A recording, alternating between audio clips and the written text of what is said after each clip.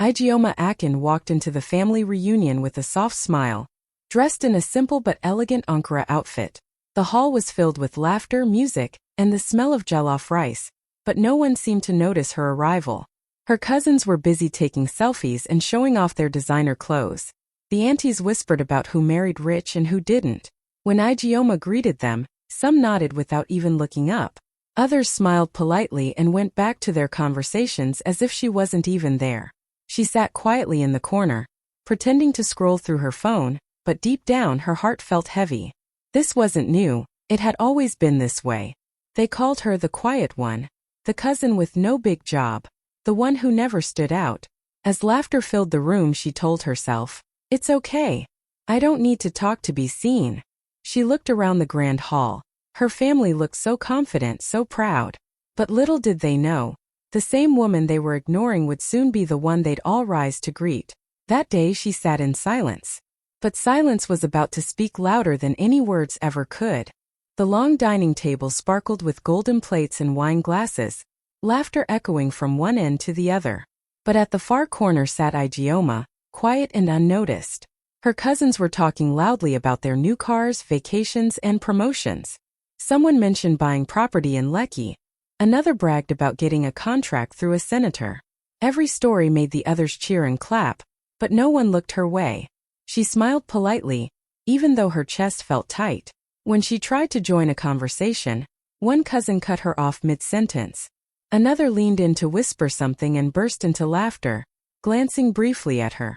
She knew that look, the same one they'd given her since childhood.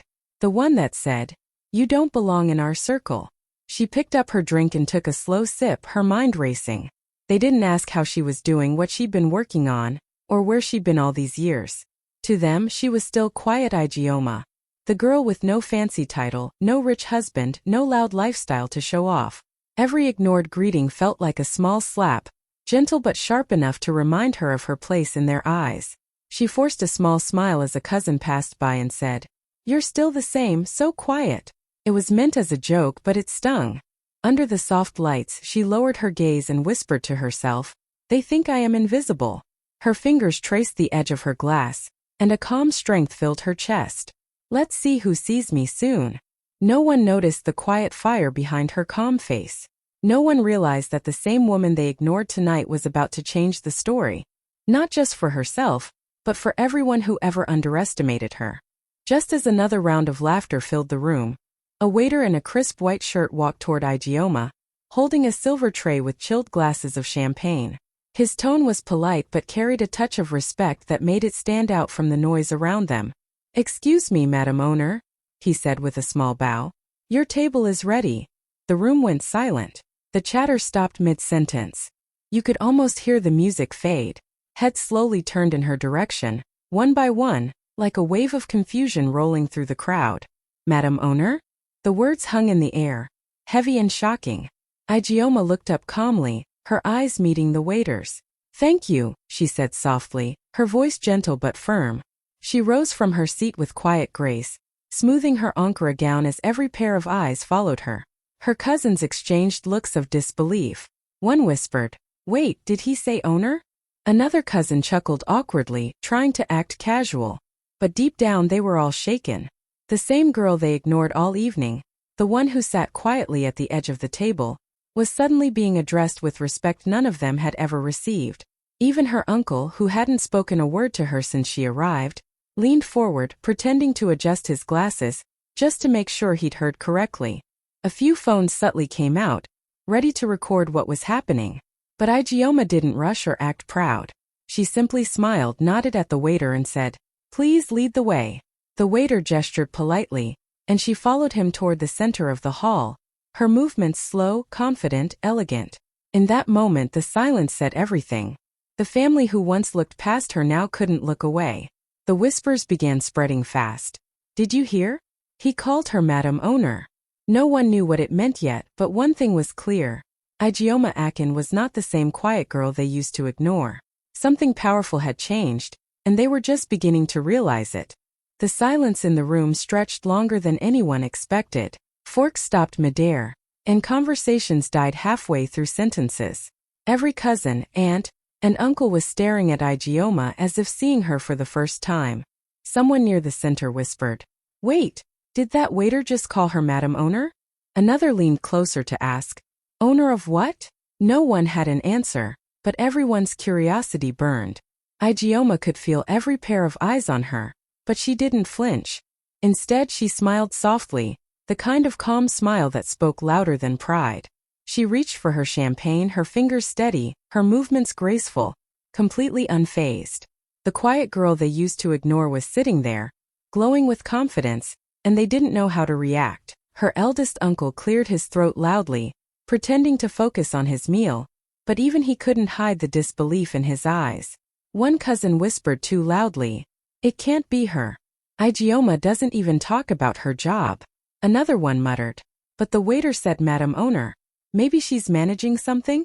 The whisper spread faster than the music playing in the background. Ijeoma took a small sip of her drink, then gently placed the glass back on the table. The sparkle of the champagne caught the light, just like the quiet power in her eyes. She didn't need to explain herself. Every move she made, her calm posture, her peaceful smile, told a different story now. A story of growth, mystery, and transformation. The same family that once made her feel invisible now couldn't stop staring. Even the waiter, realizing the tension he'd caused, bowed slightly before walking away. The air felt different, heavier, charged with confusion and respect. Ijeoma crossed her legs neatly and looked around the table, her voice soft but sure when she finally spoke. "Please don't let me stop anyone. Enjoy your meal."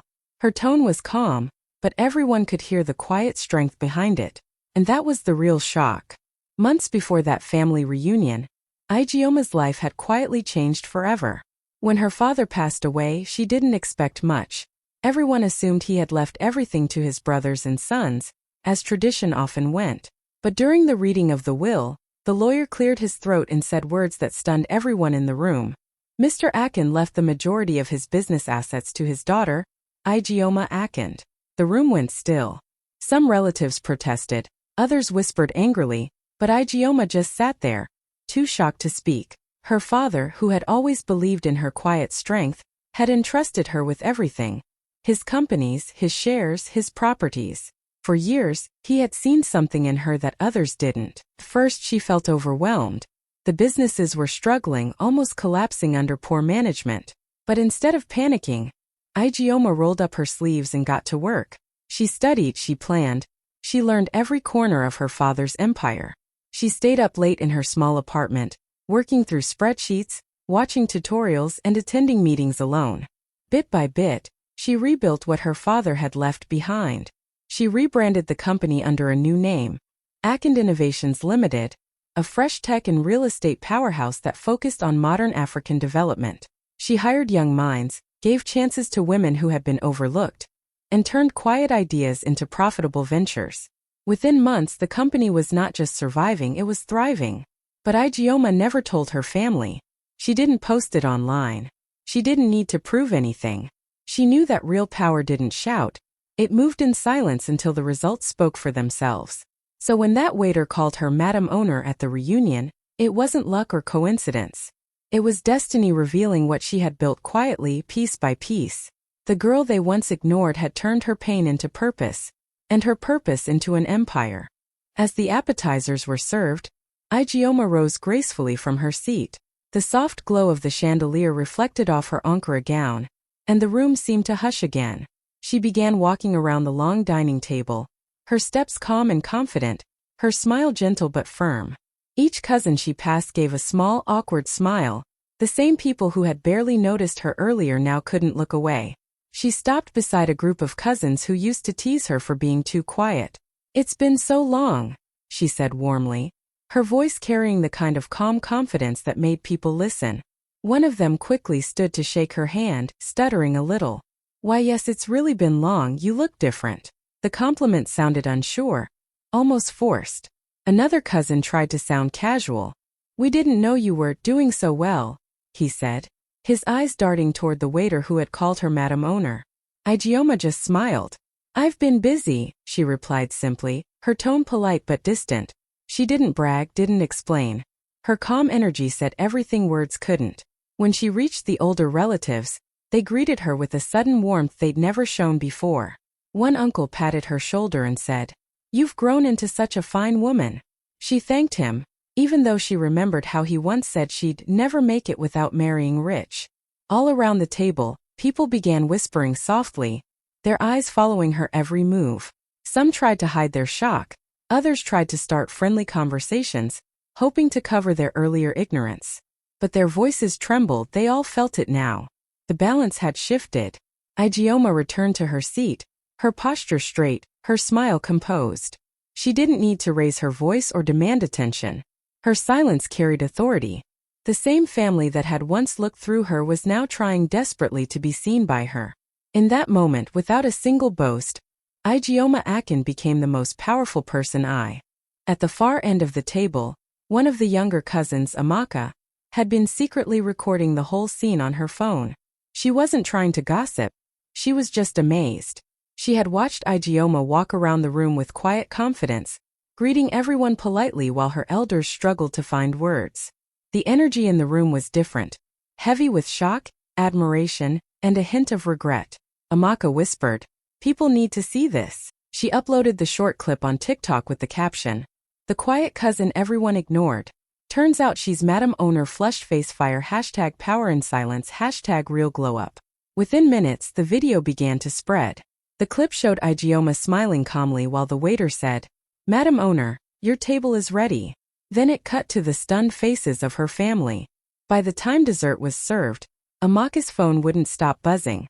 Comments were flooding in. "Grace speaks louder than pride." She didn't even need to say a word. Her success said it all. "This is how you do revenge, silent, elegant, and powerful." On Instagram and X, Twitter, the hashtags #MadamOwner and #IjeomaAkin started trending. People began tagging motivational pages, fashion accounts, and business networks. Many young women shared the video with captions like, "This is the energy I'm bringing into my next family gathering." Ijeoma didn't even know she was going viral yet. She was still sitting quietly at the table, unaware that the world outside was already watching her moment unfold. Back at the table, a few relatives began to notice the buzz. Amaka's phone kept lighting up and soon whispers started again. "She's all over TikTok." Ijeoma looked up as someone showed her the video. She chuckled softly and said, "Well, the internet moves fast." Her tone was calm, her smile effortless. She didn't chase attention, it found her. And just like that, the woman they had ignored for years became a symbol of grace, strength, and silent power across social media. The world Fina. As the noise from the table slowly returned, Ijeoma's uncle, Chief Oladipo, one of the most respected elders in the family, cleared his throat and leaned toward her. His usual loud and confident voice suddenly sounded small and unsure. "Ijeoma, my dear," he began, his eyes darting around the table. We didn't know you had all this." He gestured awkwardly, as if the words themselves were too heavy to say. Ijeoma looked at him calmly, her eyes kind but firm. "Uncle," she said softly, "I didn't come here to show off. I came to celebrate family." Her tone was gentle, but it carried a quiet strength that made everyone nearby pause. She smiled lightly and added, "But yes, life has a way of surprising people." He nodded slowly, embarrassed. For years, he had been one of the loudest voices calling her that quiet girl with no future. Now, sitting beside her, he couldn't even look her in the eye for long. "You've made us proud," he said at last, forcing a small laugh to hide his guilt. Ijeoma smiled again. "Thank you, Uncle. I'm just doing my best." The table fell silent again, but this time it wasn't out of ignorance. It was respect. Every cousin, aunt, and sibling had heard her words. They realized she wasn't bitter or arrogant. She wasn't there to rub her success in anyone's face. She had come in peace, carrying herself with grace even when they didn't deserve it. Her uncle reached for his glass, raising it slightly toward her. "To Ijeoma," he said quietly, "and to the way life humbles us all." She nodded politely, her smile steady, her heart calm.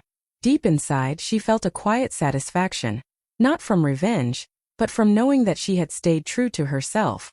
Across the room, people began to whisper again, but this time the tone was different, softer, respectful. They weren't talking about her anymore. They were talking to her. In that moment, Ijeoma didn't just earn their attention, she earned their respect.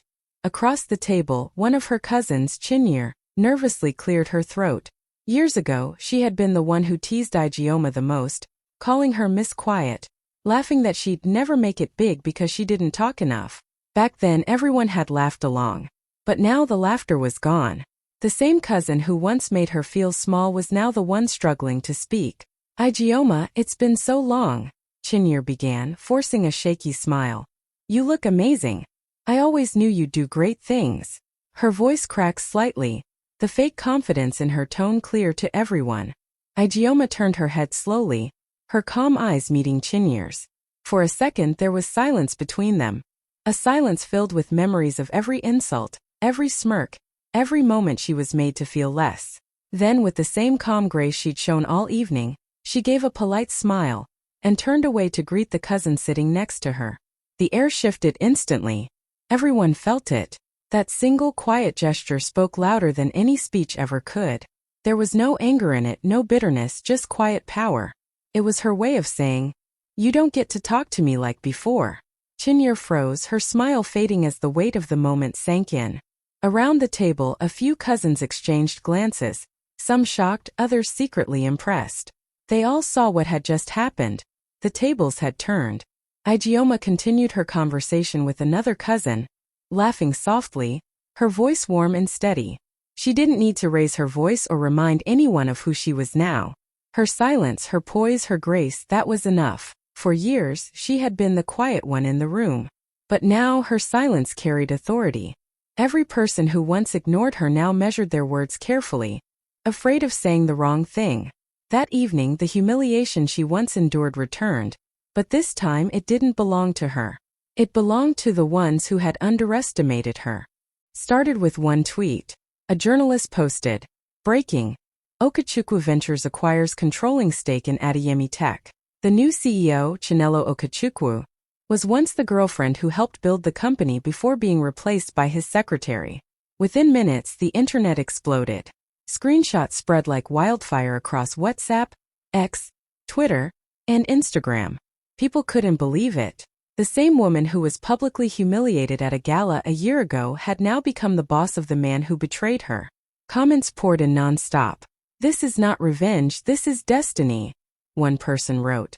"The woman who turned heartbreak into power," another added.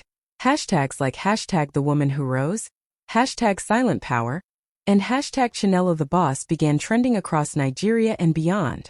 Influencers, bloggers, and even TV hosts couldn't stop talking about her. Everyone admired how she didn't fight dirty, didn't post shade online, didn't brag. She just worked hard until her success spoke louder than any scandal ever could. Old clips of the gala resurfaced online. People now called it the night he lost everything. Some users compared pictures of Chinelo's calm face at that event with her new photos as CEO, writing captions like, "The same woman, different energy." Every image of her, walking into board meetings, smiling during interviews, or standing confidently in her office, went viral. Even those who didn't know her story felt inspired. Women everywhere shared her photos with emotional captions. "If Chinelo can rise after betrayal, so can I." Business magazines requested interviews, brands offered partnerships, and companies sent congratulatory messages. Chinelo didn't post a single word about it. She just continued working, quietly signing new contracts while the world celebrated her rise. Still, one evening, she allowed herself a small smile as she scrolled through the endless posts. Not out of pride but gratitude. The same pain that once broke her had now turned her into a global SYMB. A week after the news went viral, Tosin showed up at Chinelo's office unannounced. He looked nothing like the confident man she once knew. His suit was wrinkled, his eyes swollen, and his voice shaky. The receptionist tried to stop him, but he kept saying, "Please, I just need to see her." When Chinelo heard his name, she paused for a moment, then told her assistant, "Let him in." He walked into her office slowly, looking around at the space that once could have been his if he hadn't thrown it all away. The large windows, the glowing company logo, the calm atmosphere. Everything screamed success and peace. Chinelo sat behind her desk, dressed in a soft beige gown, her posture straight and confident. Tosin's voice cracked as he said, "Chinelo, please, I don't know what to do anymore. The company is collapsing. Everyone's leaving me. I need your help." She looked at him quietly, arms crossed, her face calm and unreadable. For a few seconds she said nothing. Then in a steady voice she replied, "You made your choice, Tosin. You should have valued loyalty when you had it." He swallowed hard, his lips trembling. "I was stupid," he whispered, tears filling his eyes. "I didn't know what I had." Chinelo sighed softly. "You didn't just lose me," she said. "You lost everything that came with me. Peace, loyalty, and purpose. I built with you and you threw it away for pride." Tosin tried to speak again, but his voice broke. Tears rolled down his cheeks as he covered his face with his hands. In that moment, the same humiliation Chinelo once felt in front of hundreds now stood before her. Quiet, raw, and real. She didn't smile. She didn't gloat. She simply stood up, walked to the door, and said, "Take care of yourself, Tosin." As he left, the whole office could hear his quiet sobs fading down the hallway. Public humiliation had come full circle, but this time Chinelo didn't need an audience. Her silence said it all. After Tosin's downfall, Kimmy tried her best to hold on to the little power she had left in the company. She walked around the office pretending to still be in charge, giving orders no one respected anymore. She wore her expensive dresses and spoke loudly in meetings, trying to look confident, but the truth was clear. No one was listening to her. The moment Chinelo's name appeared as the new majority owner, the energy in the company changed completely. Everyone knew who the real boss was now. Kimmy tried to act unfazed. She sent out emails, called for meetings, and even tried to convince the board that she could work alongside Chinelo. But Chinelo didn't need to argue or embarrass her. She simply led with quiet power. Every decision she made fixed problems Kimmy couldn't handle. Every strategy she introduced brought in new clients and profits. The employees who once followed Kimmy out of fear now admired Chinelo out of respect. Slowly, Kimmy began to realize she was invisible. Her access was reduced, her opinions ignored, her authority gone. The same board members who once praised her now avoided her calls. She would walk into meetings and find her seat already taken. Her confidence cracked piece by piece. One morning, Chinelo called her into her office. The air was calm, almost gentle. "Kimmy," Chinelo said softly, "you've done enough here. It's time to move on." Kimmy's lips trembled. "You can't just push me out," she whispered. Chinelo gave a faint smile. "I don't have to push you out. You've already lost your place." That sentence ended everything. Within days, Kimmy submitted her resignation. There was no scene, no drama. Just quiet defeat. As she packed her things, she caught a glimpse of Chinelo walking through the hallway, confident and graceful. In that moment, Kimmy understood the truth. She had tried to replace a woman who was never replaceable. Chinelo hadn't needed revenge. Her success had done it for her. Chinelo never bragged about what she had achieved. She didn't throw parties or post flashy things online. Instead, she poured her heart into her work. Every morning she arrived at her office with quiet confidence. No arrogance, no bitterness, just focus. Okechukwu Ventures kept growing beyond Lagos, reaching Ghana, Kenya, and South Africa. Companies that were on the verge of collapse came back to life under her leadership. Her name became known in the corporate world, not as Tosin's ex, but as a powerful self-made woman who turned pain into purpose. When journalists tried to bring up her past, she would smile and say, "That part of my life was a lesson, not a loss." Her calmness drew people in. Business owners, young women, and even global investors wanted to work with her. She spoke at business conferences and mentorship events, telling her story not with anger but with grace. "You don't need to fight dirty," she would say. "Sometimes silence and consistency are louder than revenge." Her story spread across social media again, not as gossip but as inspiration. Young women posted her quotes with captions like #ThePowerOfGrace and #Chinelo People admired how she stayed composed when others would have broken down. She became a symbol of strength, the kind that doesn't scream but shines. Chinelo built scholarships for young girls who wanted to study business and started a foundation for women in entrepreneurship. Every success she achieved felt like a quiet answer to every moment she had been underestimated.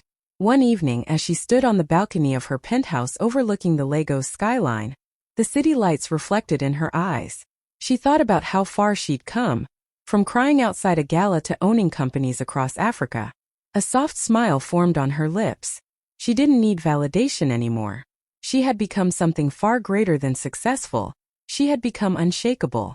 Soon, Chinello's story became the talk of the entire country. News channels, magazines, and online blogs couldn't stop talking about her journey. Headlines flooded the internet. From heartbreak to CEO, the woman who took back everything. People were amazed by how she had turned betrayal into a stepping stone for greatness. Every detail of her transformation, from the woman who walked out of that gala in tears to the powerful CEO she had become, inspired millions. Social media exploded with support. Hashtags like #RiseLikeChinello and #SilentPower trended for weeks. Women from all walks of life shared their own stories under her posts. Stories of heartbreak, struggle, and silent strength. Some said she gave them the courage to leave toxic relationships. Others said she reminded them to believe in themselves again. Men, too, respected her calm intelligence and admired how she handled everything without revenge or drama. Influencers and TV hosts invited her for interviews. On one show, when asked how she managed to stay graceful through the pain, Chinello simply smiled and said, "I didn't want to prove anyone wrong. I just wanted to prove myself right." That single line went viral across platforms. It became a quote people repeated whenever they felt betrayed or overlooked. Her face appeared on the cover of major business magazines. Elegant, strong, and confident. She was praised not just for her business success but for her dignity. The same people who once whispered about her breakup now spoke her name with admiration and pride.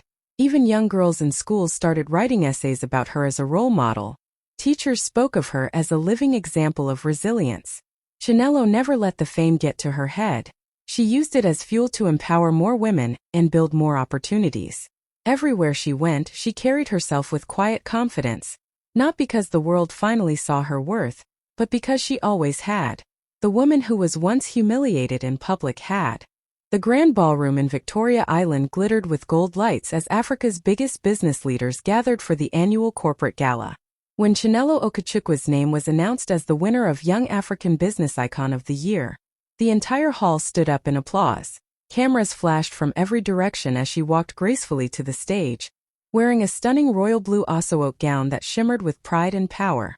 For a moment, she stood there in silence, looking at the crowd, many of whom once doubted her, whispered about her, or pitied her.